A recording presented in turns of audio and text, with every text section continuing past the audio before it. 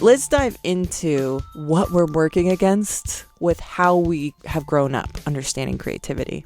Understanding this tool of creativity means we have to acknowledge how it's understood to us growing up in our general society, in the physical world, in a lower consciousness level. So in the physical world, creativity is seen as an intentional skill. Like, that's how we talk about it. And what is typically thought of as extreme creativity is usually characterized as the opposite of fact and logic and truth. Like, we don't go to a creative place to know fact, right? Why we go there is because, or what we're led to believe why we go to a creative place is to bend what is known or create something entirely unknown that does not exist. The products of creativity are seen as products of fantasy. They're deemed less important in our culture than most everything else. And my example for this has to do with school. School budget gets cut, and the first programs to go are music and art and drama. These are ways of tapping into your creativity intentionally and also utilizing a higher consciousness, which I don't think is really understood in our society. But the result of creativity, it's felt.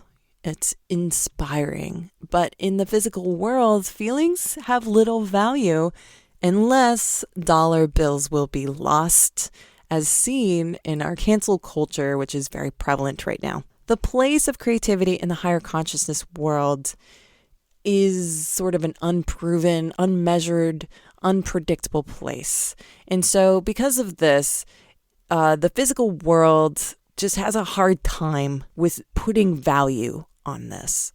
But what I've learned throughout my uncovering of my soul abilities by experimenting and testing their truths is I've witnessed how being in a creative place is how I capture the information given from the higher consciousness worlds. I also see how I use it differently now than I used to. And also uncovering how creativity is used without knowing in very negative ways.